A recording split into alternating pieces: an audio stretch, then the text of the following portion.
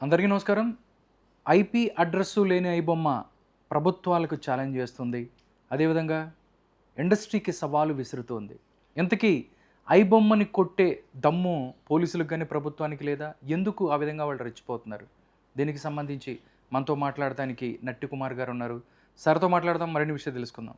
నమస్కారం. నమస్కారం సార్, ఐబొమ్మ దూకుడు చూస్తే అటు చూస్తే పోలీసులకి, ప్రభుత్వానికి, అదేవిధంగా ఇండస్ట్రీ కూడా సవాలు విసిరే స్థితికి వెళ్ళింది. నిజంగా మీరు చెప్పినట్టు దమ్ముంటే పట్టుకోరా షెకావత్తు ఆ టైప్లోనే మాట్లాడుతున్న పరిస్థితి. అంత ధైర్యం ఎక్కడి నుంచి వచ్చింది సార్? అంటే ఒకటి, ఇప్పుడు ఇంటి దొంగని ఈశ్వరుడు కూడా పట్టలేడు. నేనేమంటున్నానంటే పోలీసులు చాకచక్యంగా పాపం చాలా చేశారు. ఎక్కడో వెబ్సైట్ ఉంటుంది. ప్రపంచ దేశాలు మనం ఎప్పుడు కూడా రిలేషన్షిప్ మెయింటైన్ చేస్తున్నాం. ఇచ్చిపుచ్చుకోవడాలు అన్నీ కూడా మనకి చర్చలతో జరుగుతున్న కార్యక్రమాలు. ఏ దేశంతోనైనా మనకి సత్సంబంధాలు ఉన్నాయి. అవును. ఇప్పుడు పాకిస్తాన్తో కూడా మనకు సత్సంబంధాలు ఉంటాయి. ఏది ఇచ్చిపుచ్చుకోవడాల్లో ఎక్కడో అది ఎక్కడో ఈ వెబ్సైట్ ఎక్కడో ఉన్నది పక్కన పెడదాం. అది వాళ్ళు ఛాలెంజ్ చేస్తున్నారు. ఆ ఛాలెంజ్ని పోలీసులు కూడా సీరియస్గా తీసుకొని మ్యాక్సిమం ముఠాను పట్టుకున్నారు. వానర్ను పట్టుకోలేకపోయారు. అది మళ్ళీ ఛాలెంజ్ చేశారు. ఒకటి, ఇప్పుడు అది నేనేమంటానంటే తెల్లవారి 4 గంటలకి అంటే telecast and movie is 11 o'clock. అవును. 10:30 అది 8 o'clock and big movie and premiere show and 7 o'clock and premiere show. అంటే ఇది థియేటర్ల నుంచి రావట్లేదు, థియేటర్ల నుంచి కన్ఫర్మ్ రావట్లేదు. ఇది ఎక్కడో ల్యాబ్ నుంచో, ఒక మిక్సింగ్ నుంచో, ఒక సెన్సార్ నుంచో, లేకపోతే ఒక డిజిటల్ ప్లాట్ఫామ్స్ నుంచో మన దగ్గర నుంచే ఈ కంటెంట్ వెళ్తుంది. అందుకే ఇంటి దొంగలు అన్నాను. మన దగ్గర నుంచి కంటెంట్ వెళ్తుంది. ఠాగూర్ లాగా వీళ్ళు టీం మెయింటైన్ చేస్తున్నారు. ఓకే. ఠాగూర్ సినిమాలో టీం ఎలాగుంటుందో ఆ టీము దీంట్లో ఉంది, మన ఇండస్ట్రీలోనే ఉంది. వాళ్ళకి సపోర్ట్ చేస్తున్నారు. నెంబర్ 1. మీకు అలాగే దమ్ముంటే పట్టుకోరా శెకావత్తు అని వాళ్ళు ఛాలెంజ్ చేస్తున్నప్పుడు మనం ఎందుకు పట్టుకోలేకపోతున్నాం? ఎందుకు మనం మన కంటెంట్ వెళ్లకుండా మనం ఎందుకు కాపాడలేకపోతున్నాం? ఇప్పుడు ఏ కోసానా అంటే మనకి ఏం సింపుల్ థింగ్ ఉన్నాయి. And digital platforms and labs and dubbing theatres and mixing theatres and సెన్సార్కి వెళ్తున్నప్పుడు, ఆన్లైన్ డిజిటల్ ట్రాన్స్ఫర్ అవుతున్నప్పుడు ఈ కొన్ని సందర్భాలే ఉన్నాయి. ఎఫెక్ట్స్ అండ్ మిక్సింగ్ ఇవన్నీ కూడా. ఓకే. అంటే ఇక్కడి నుంచి తప్ప ఇంకొకటి నుంచి వెళ్ళదు. లేదనుకుంటే మన ఓటీటీ కంటెంట్ ట్రాన్స్ఫర్ చేస్తున్నప్పుడైనా వెళ్ళాలి. ఓటీటీ వాళ్ళు కోట్లాది రూపాయలు కొనుక్కొని వాళ్ళు ఎందుకు ట్రాన్స్ఫర్ చేస్తున్నప్పుడు అక్కడ మిస్యూజ్ జరుగుతుంది కాబట్టి అవ్వదు. ఇది ఒక్కలో ఇద్దరో చేస్తున్న పని అయితే ఒక సినిమా వస్తుంది, ఒక సినిమా రాదు. ప్రతి సినిమా రిలీజ్ థియేటర్లు అవినా అవ్వకపోయినా morning 4 o'clock to download, morning 6:30 and telecast. అంటే ఇక్కడ ఒక నెట్వర్క్ ఉంది వాళ్ళకి. ఆ నెట్వర్క్ నుంచి వెళ్తున్నాయి ఎవరిదో. ఆ నెట్వర్క్ పట్టాలి. ఆ నెట్వర్క్ పట్టాలి అంటే మనలో మనం ఫుల్ సపోర్ట్ ఇసి పోలీసులకు చేయాలి. అమెరికా వెళ్ళొద్దు, ఆస్ట్రేలియా వెళ్ళొద్దు, ఆఫ్రికా వెళ్ళొద్దు. మన ఇండస్ట్రీని మనం ఉన్న మొత్తం టోటల్గా ఒక టీం ఉంది. ఆ టీంని పోలీసులకి మొత్తం టోటల్ ఇన్వెస్టిగేషన్కి మనం చెప్పాలా. ఆ ఇన్వెస్టిగేషన్ పనిచేస్తున్న లెవెల్ ఆ మొత్తం టోటల్గా ఒక సంవత్సరం నుంచి డేటా తీసి వాళ్ళ మెయిల్ ఐడీలు ఏంటి, వాళ్ళ ఫోన్లు ఏంటి, ఆ పెన్ డ్రైవ్ ఎక్కడి నుంచి వస్తుంది, వాళ్ళ నడవడికలు ఏంటి, వాళ్ళ ఇంతకు ముందు వాళ్ళకి జీతం ఎంత వస్తుంది, వాళ్ళ లగ్జరీ ఎలాగుంది, వాళ్ళు ఎక్కడెక్కడ తిరుగుతున్నారు, ఎలా తిరుగుతున్నారు, ఈ స్టాఫ్ మొత్తం టోటల్గా ఎక్కడ అనుమానాస్పదంగా ఉందా, మనకు వచ్చే జీతం ఎంత, ఈ ఖర్చు పెడుతున్న ఖర్చు ఎంత, ఎవరితోనూ అనుమానాస్పదంగా మాట్లాడుతున్నారా, ఇవన్నీ కూడా మన ఎంక్వైరీ ఇన్వెస్టిగేషన్కి సహకరించాలి. ఓకే. అప్పుడు కంటెంట్ని మనమే ఎవరు కంటెంట్ పంపిస్తున్నారో ఇంటి దొంగను పట్టగలుగుతాం. ఓకే. అది ఇంటి దొంగను పట్టగలిగితే ఇప్పుడు ఐబొమ్మ చేస్తుంది తప్పు. ఐబొమ్మ చేస్తున్నది పక్కా దొంగ వీడియోస్ చేస్తారు. అయినా కూడా వాళ్ళు ఛాలెంజ్ చేస్తున్నారు అంటే వాళ్ళు అనుతున్న దాంట్లో 3-4 మాటలు ఉన్నాయి. మీ ఇండస్ట్రీ చేస్తున్న తప్పుని మేము ఎత్తి చూపుతున్నాం, మీరు ఎక్కువగా మాట్లాడితే మీ డేటా బయట పెడతాం అంటే, మీ డేటా బయట పెడతాం అన్నారంటే మా ఇంటి దొంగలే సగం మంది ఉంటారు. నెంబర్ 1. రెండో విషయం, వాళ్ళు మీరు టికెట్ రేటు పెంచబట్టే కదా ప్రేక్షకుడికి మేము ఫ్రీగా చూపిస్తున్నాం. మీరు టికెట్ని మీరు ప్రజల దగ్గర మీరు లగ్జరీ ప్రొడక్షన్ పెట్టి హ్యూమన్ రెమ్యునేషన్లు పెట్టి మీరు ఇష్టం వచ్చినట్టు మొత్తం ఖర్చులు ఎక్కువ పెట్టి అది ప్రేక్షకుడి మీద ఆ భారం పడిబట్టి కదా మేము ఫ్రీగా చూపిస్తున్నాం. అది మీరు ప్రేక్షకుడికి అందుబాటులో రేట్లు తండి, మీరు అన్ని తక్కువ చేయించుకోండి, బడ్జెట్ తక్కువ చేసుకోండి, మీరు వేస్టేజ్ తీసేయండి, మేము ఆపేస్తాం అంటున్నారు వాళ్ళు. ఓకే, వాళ్ళు ఆపుతారా వాళ్ళు ఆపరా వాళ్ళ ఛాలెంజ్ మనం మాట్లాడాల్సిన అవసరం లేదు. ఇవన్నీ కూడా మనలో తప్పులు ఉన్నాయి కాబట్టి మనం రేటు పెంచడం వల్ల సర్దిద్దుకోవాలి. ఈరోజు ఐబొమ్మ వెళ్ళిపోద్ది, ఈరోజు మూవీ సరిపోద్ది, మూవీ సరిపోద్ది, రేపు ఇంకొకరు వస్తారు, ఈ తప్పే జరుగుతుంది. ఆ తప్పు జరగకుండా ఉండాలంటే మనలో తప్పులు సర్దిద్దుకోవాలా. మనలో తప్పులు సర్దిద్దుకోవాలంటే ఇష్టం వచ్చిన రేట్లు 1000 రూపాయలు 700 800 పెంచడం కాదు, ఇష్టం వచ్చిన 400 రూపాయలు 300 రూపాయలు పెంచడం కాదు, పాప్కార్న్ 350 రూపాయలు 400 పెంచడం కాదు, కూల్ డ్రింక్ 300 రూపాయలు 400 రూపాయలు పెంచడం. ప్రజల్ని మనం దూరం ఎప్పుడైతే చేస్తున్నామో థియేటర్లకి, ప్రజల్ని ఏ రోజైతే మనం తీసుకొచ్చి ప్రజలు మన థియేటర్కి దూరం చేసి ఓటీటీకి ఇలాంటి పైరసీకి అలవాటు చేస్తున్నామో అది మన తప్పు. ఈరోజు ఐబొమ్మ ఉండొచ్చు, లేకపోతే మూవీ రీల్స్ ఉండొచ్చు, లేకపోతే ఇంకొకరు దాంట్లో పేర్లో వస్తారు, ఇంకో పేర్లో వస్తుంది. మన శాశ్వత మార్గాన్ని చూడాలి అంటే ప్రేక్షకుడికి అందుబాటులో రేటు ఇవ్వండి. ప్రేక్షకుడు థియేటర్కి వచ్చే విధంగా సినిమా చూసే విధంగా కొంతమంది నిజాయితీ పనులు ఓటీటీలో చూసుకుంటున్నారు.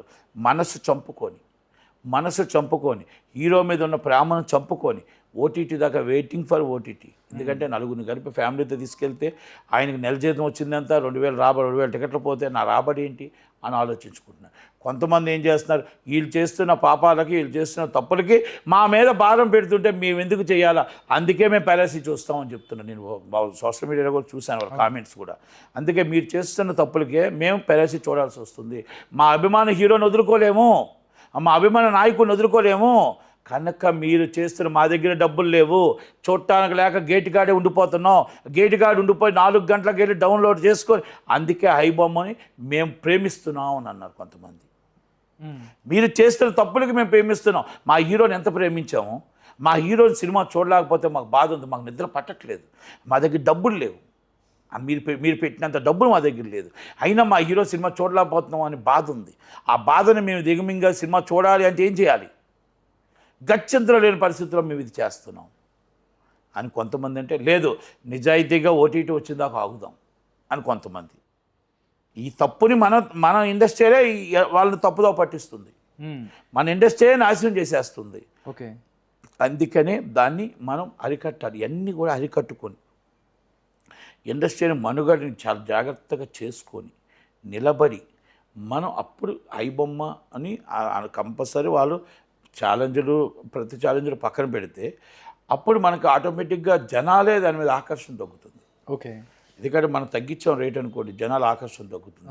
దొంగ cassette not only one is the big movie no, is small movies వాటికి కూడా జరుగుతుంది. అదే మా పరిస్థితి ఏంటి తెలుసు, స్మాల్ మూవీస్ పరిస్థితి, మా చిన్నవాళ్ళ బతుకు ఏంటి తెలుసా మీకు, వీళ్ళకి ఓటీటీ అమ్ముతున్నారు, శాటిలైట్ అమ్ముతున్నారు, వీళ్ళు వచ్చి థియేటర్లో కలెక్షన్స్ వస్తున్నాయి. మా పరిస్థితి ఏంటి తెలుసు, మా జీవితం ఓటీటీ అమ్ముడుపోవట్లేదు, శాటిలైట్ అమ్ముడుపోవట్లేదు, థియేటర్లో జనాలు రావట్లేదు. వీళ్ళు చూస్తే మా సినిమాలు మొత్తం వారం అన్ని సినిమాలు వేసేస్తారు, టెలికాస్ట్ చేసే వాళ్ళు మా విలువలు పోయాయి, మా దగ్గర అప్పులు చేసుకొని పోతున్నాం, నష్టాలు పోతున్నాం, నామరూపాలు లేకుండా పోతున్నాం, నాశనం అయిపోతున్నాం. అయినా కూడా ఈ దిల్ రాజు గారికి వీళ్ళందరికీ ఎవరికి పట్టట్లేదు, ఈ గవర్నమెంట్కి రేవంత్ రెడ్డి గారికి పట్టట్లేదు. అయినా కూడా ఆ పెద్దవాళ్ళని తీసుకెళ్తారు, ఆ ఎర్లగడ్డ సుప్రియ గారు, ఆ దిల్ రాజు గారు వెళ్ళి ఆలేదు సిపి ఆనంద్ గారి దగ్గరికి వెళ్ళారు. ఏంటి ఇంకెవరు లేరు, ఇండస్ట్రీ లేరా, మీరే ఉన్నారా, మీ సామాజిక వర్గం అవ్వచ్చు, మీ పెద్దవాళ్ళు అవ్వచ్చు, మీరేనా చిన్న సినిమా నిర్మాత ప్రతినిధులు ఒక్కరు కూడా తీసుకెళ్ళరా, మా బాధను చెప్పుకోనివ్వరా, మా కష్టాన్ని చెప్పుకోనివ్వరా, సినిమా ఇండస్ట్రీ అంటే మీరే అనుకుంటున్నారా, మీరే సెలబ్రిటీలు అనుకుంటున్నారా? అవును, సినిమా ఇండస్ట్రీలో ఇప్పుడు ఐబొమ్మ నుంచి నష్టపోయే వాళ్ళు 90% చిన్న నిర్మాతలే కదా. ఐబొమ్మ నుంచో మూవీ రిలీజ్ నుంచో ప్రతి దాంట్లో నాశనం అయిపోతుంది. మేము మా కోసం కాపాడటానికి మాట్లాడాలి కానీ, అంటే ఎఫ్డీసీ చైర్మన్ అంటే ఏంటి, సీఎం అంటే ఏంటో తెలుసా? ఎఫ్డీసీ చైర్మన్ అంటే కలుపుకొని వెళ్ళేవాడే వాళ్ళది, అందరినీ కలుపుకొని వెళ్ళి అందరి బాధని కష్టాన్ని అర్థం చేసుకొని అది చెప్పగలగాలి. ఎంతసేపు నేను 4 ప్రతినిధిని 5 ప్రతినిధిని కాదు, అదొకటి గుర్తుపెట్టుకోవాలి. సీఎం గారు కూడా కార్పొరేట్ కంపెనీలు రావాలి, పెట్టుబడులు రావాలి, కానీ చిన్న సినిమా నిర్మాత కూడా ఉండాలి. అంటే చిన్న సినిమా నిర్మాత అంటే ఏంటో తెలుసు, పేద ప్రజలు. మీరు పేద ప్రజల్ని ప్రేమిస్తారా, మిడిల్ క్లాస్ ప్రజలను ప్రేమిస్తారా? చిన్న cinema, middle cinema is big cinema, big cinema is corporate companies, is a middle cinema and small cinemas. అది మాలాట వాళ్ళ బతుకులు. ఓకే. మీరు వాళ్ళు మమ్మల్ని దూరం పెడితే మీరు పేద ప్రజలు దూరం పెట్టినట్టే. మమ్మల్ని మీరు కౌగిలించుకోకపోతే మీరు పేద ప్రజలు మీరు కౌగిలించుకోకుండా పెద్దవాళ్ళకి సపోర్ట్ చేస్తున్నట్టే. అంటే మేము ఎలక్షన్కే పనికి వస్తామా? మామూలుగా పనికిరామా? ఒక్కసారి మనసుతో అర్థం చేసుకోండి. ప్రతి దిక్కున కూడా మీ నలుగురు ఐదుగురు వెళ్ళడం, మేము వెళ్ళగలం, మా బాధ చెప్పగలం. కానీ ఐబొమ్మ విషయంలో కూడా నష్టపోతుంది మేమైతే. మీరు వెళ్ళిపోయి అక్కడ అందరితో పాటు మొత్తం టోటల్గా దిల్ రాజు గారు ఏదో సాధించినట్టు, దిల్ రాజు గారు ఏదో మొత్తం టోటల్గా ఐబొమ్మను ఆయనే పట్టుకున్నట్టు ఫీల్ అయిపోతే ఎలా? అంటే ఆయనకి స్టార్డమ్ పెరిగిపోయింది. ఆయన మొత్తం టోటల్గా ఇంగ్లీష్ సినిమా రేంజ్కి వెళ్ళిపోయాడు. ఈజ్ ద 1000 కోట్లు సంపాదించాడు. ఈరోజు మొత్తం తెలంగాణలో ఇప్పుడు నెక్స్ట్ ఆయనే అన్నంత రేంజ్కి వెళ్ళిపోయింది. ఆయన మీరు చూస్తున్నారు కదా, సీఎం గారి దగ్గర కూర్చున్నప్పుడు కూడా ఎంత అగ్రెసివ్గా కూర్చుంటాడు. అంటే ఎవరిని డోంట్ కేర్ అంటే అలా కూర్చుంటాడు ఆయన. అది రాజకీయ నాయక తత్వం కాదు. అందరినీ కలుపుకొని వెళ్ళి ఇండస్ట్రీ తెలంగాణలో మిమ్మల్ని ఎఫ్డీసీగా పెట్టింది వారధిగా ఇన్ఫ్రాస్ట్రక్చర్ డెవలప్ చేయండి, పరిశ్రమలు తీసుకురండి, పెట్టుబడులు తీసుకురండి, మీరు మొత్తం టోటల్గా మాల్స్ తీసుకురండి, మల్టీప్లెక్స్లు తీసుకురండి, మొత్తం స్టూడియోలకు పెట్టుబడులు తీసుకురండి, మొత్తం రాష్ట్రానికి మొత్తం ఎంప్లాయ్మెంట్ తీసుకురండి. మీరు గవర్నమెంట్కి ఫండ్ రూపంగా మీరు ఇన్వెస్ట్మెంట్ తీసుకురండి అని అర్థం. వారధి అంటే అది. మనం వేసుకొని టిక్ టాక్ ఈ తిరగడం కాదు. ఓకే. సినిమా ఇండస్ట్రీకి ఎంత హెల్ప్ చేయాలో గవర్నమెంట్కి అంతే హెల్ప్ చేయాలి. తెలిసినోడికి తెలియనోడి ఎఫ్డీసీ చైర్మన్ అయిపోతే ఇలాగే ఉంటుంది. అవగాహన లేనోడు ఇప్పుడు ఎఫ్డీసీ చైర్మన్ అయితే, ఎఫ్డీసీ చైర్మన్ అంటే ఏంటో తెలియనోడు మనం ఏం చెప్పాలి? ఇంకా చైర్మన్ అంటే మన రాష్ట్రానికి డెవలప్ కావాలి. మన రాష్ట్రానికి మొత్తం టోటల్గా ఇక్కడ నిర్మాతలు కాదు, అనిల్ అంబానీ నుంచి మొత్తం ముఖేష్ అంబానీ నుంచి మొత్తం ఇండస్ట్రియల్ మొత్తం దిగ్గజాల నుంచి అందరినీ తీసుకొచ్చి మాల్స్ పెట్టించి మొత్తం పెట్టుబడులు పెట్టించి మన మొత్తం స్టూడియోలు పెట్టించి ఓకే ఆ పెట్టుబడి నుంచి ఇన్ఫ్రాస్ట్రక్చర్ డెవలపింగ్ చేయించి మన ఎంప్లాయ్మెంట్ తెలంగాణ బిడ్డలకు ఎంప్లాయ్మెంట్ ఇప్పించాలి. ఇక్కడ ఎన్ని వేల మంది కూడా అన్ని వేల మందికి ఎంప్లాయ్మెంట్ ఇప్పిస్తే అది బయటికి వెళ్ళరు. కనుక అవన్నీ చేసిన వాడే వారధి ఎఫ్డీసీ చైర్మన్ అంటారు. అది ఆయనకు తెలుసో లేదో నాకు తెలియదు, కానీ మరి రేవంత్ రెడ్డి గారికి ఏం తెలియాలి. అది మరి తిరిగిపోతే మరి ఆ పోస్ట్కి విలువ ఉండదు. నేను పోస్ట్ నేను భావిస్తా is work, is job. Post అంటే జాబ్, వర్క్. రెండు సామాజిక వర్గాలు వెళ్ళడం కాదు. ఎస్సీ ఎస్టీ బీసీ మైనార్టీలు ఎలాగుంటారో అందరినీ కలుపుకొని వెళ్ళవలసినోడే నాయకుడు. అది మాత్రమే గుర్తుపెట్టుకోవాలా. మీరు ఐబొమ్మలోని మమ్మల్ని పట్టించుకోరు, ఇంకొకడ మమ్మల్ని పట్టించుకోరు. మరి ఎంత దాకా న్యాయం ఇది? కరెక్ట్ కాదు. ఇవన్నీ కరెక్ట్ కాదు. ఆలోచించాలి. ఇది దిల్ రాజు గారు ఆలోచించాలా, రేవంత్ రెడ్డి గారు ఆలోచించాలా, కోమటిరెడ్డి వెంకటరెడ్డి గారు ఆలోచించాలా. మీరు చూస్తే రెడ్ల పాలన అంటారు, వాళ్ళు చూస్తే మరి కమ్మల పాలన అంటారు, వాళ్ళు చూస్తే యలమల పాలన అంటారు, దొరల పాలన అంటారు. ఇంకా తక్కువ వాళ్ళందరూ ఏమైపోతారు? వాళ్ళ జీవితాలు ఏంటి? వాళ్ళు మొత్తం తోట అంటే తీసుకురాట మిమ్మల్ని అంటే ప్రతినిధులు తీసుకెళ్ళడానికి కూడా మేము పనికిరామా? ఎంత దాకా కరెక్ట్? మీరు ఎక్కడికి వెళ్ళినా మీరే వెళ్ళడం అంటే మీరు వెళ్ళండి. ఇక్కడ చిన్న సినిమా నిర్మాతల బాధను కూడా వినటానికి తీసుకెళ్ళాలి, వాళ్ళ కష్టాన్ని వినటానికి తీసుకెళ్ళాలి. చిన్న సినిమా అంటే ఏంటో తెలుసా? స్మాల్ బడ్జెట్ మూవీ అంటే మిడిల్ బడ్జెట్ మూవీ, అది బిగ్ బడ్జెట్ మూవీ. సుప్రియ గారు ఏమంటారంటే, మాకు చిన్న సినిమా అంటే ఎస్కేఎన్ గారు తెలుసు అంటారు సుప్రియ గారు. సుప్రియ గారికి నేను మాట చెప్తున్నా, అమ్మా మీ ఆయన ఎస్కేఎన్ గారు బిగ్ మూవీ, రాజాబాయికి స్మాల్ మూవీ కాదమ్మా. ఆయన చేసే సినిమాలన్నీ కూడా స్మాల్ మూవీస్ కావు, middle movies. Middle and small అనేది ఇంకా సినిమాలు ఉన్నాయమ్మా. స్మాల్ మిమ్మల్ని 80% కాపాడుతుంది, ఈ మిడిల్ 10% కాపాడుతుంది, 10% పెద్ద సినిమాలు కాపాడుతున్నాయి. ఈరోజు కార్మికుడిని కాపాడినా, కార్మికుడిని నిలబెట్టినా, థియేటర్లు నిలబెట్టినా, ఇండస్ట్రీని నిలబెట్టినా 80% of the people is the small budget movies. అంతే.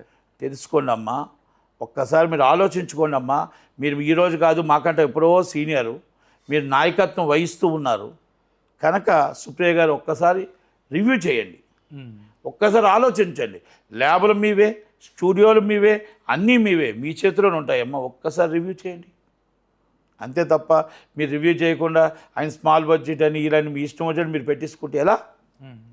సినిమా తీసే నిర్మాత అంటారు, సినిమా తీయని నిర్మాత. ఆ నిర్మాత తీస్తేనే కదా మళ్ళీ ఇప్పుడు ఇంకో నిర్మాత వచ్చాడు.